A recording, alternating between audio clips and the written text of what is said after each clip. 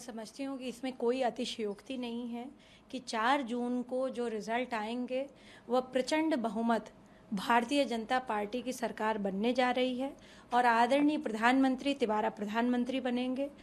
जिस तरह से आदरणीय प्रधानमंत्री जी ने इस विजन के साथ काम किया है और नीतिगत तरीके से काम किया है कि सबका साथ सबका विकास, वह कहीं ना कहीं सम्मान और सुरक्षा के रूप में पूरे मैं समझती हूँ भारतवर्ष में जहाँ जहाँ पे भारतीय जनता पार्टी की सरकारें रही हैं वहाँ उन्होंने काम किया।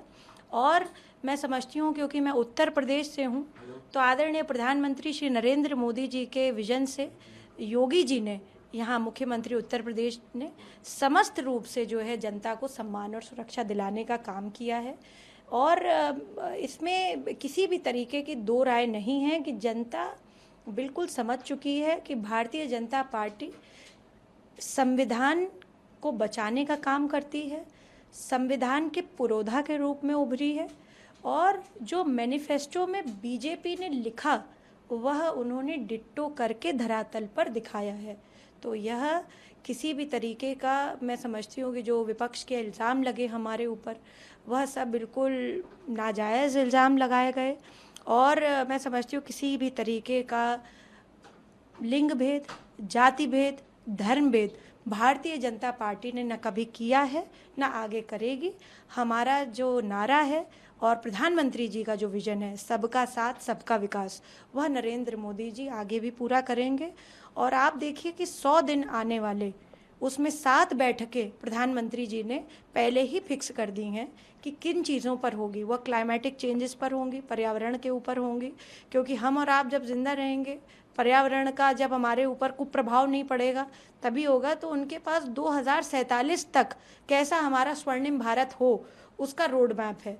तो हम ऐसे व्यक्ति को ही चुन करके लाएं जिससे कि हमारे देश का भविष्य उज्जवल हो, और यही लोगों ने किया है, यही भारतीय लोगों ने किया है और 4 जून को इसका रिजल्ट हम सबको दिखेगा। जी, जिस तरह से विपक्ष की बातें सामने आ रही है, विपक्ष का कहना है कि ये जो न्यूज़ चैनल्स हैं ये सरकारी चैनल हैं और ये सरकारी आंकड़ों को दिखा रहे हैं। देखिए, मैं समझती हूँ कि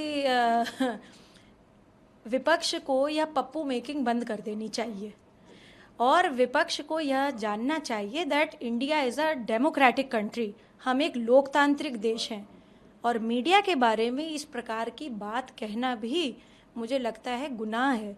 यह जो है फंडामेंटली गलत है, क्योंकि चौथा सबसे बड़ा स्तंभ लोकतंत्र का मीडिया माना गया है। We are not a communist country. हम न चीन के साथ ही रहे हैं, न हम चीन जैसे बनने की कोशिश कर रहे हैं। और आदरणीय प्रधानमंत्री जी तिवारा जब प्रधानमंत्री बन रहे हैं तो अग्रिम रूप से सभी भारतवासियों को मैं यह बोलना चाहती हूँ कि आगे आने वाले समय में हम चीन से भी आगे निकल जाएंगे।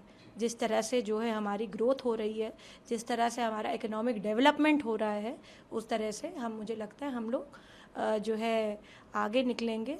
और इस तरीके की बात करना मुझे लगता है कि यह बड़ी नकारात्मक बात फैलाने के माध्यम से है कि इस तरीका का जो है विपक्ष के पास कोई ना एजेंडा है, ना कोई विजन है, ना कोई सोच है, उनकी ना नीति है, ना कोई उनकी जो है कोई उनके पास एक मैनिफेस्टो है कि हम लोग क्या करेंगे।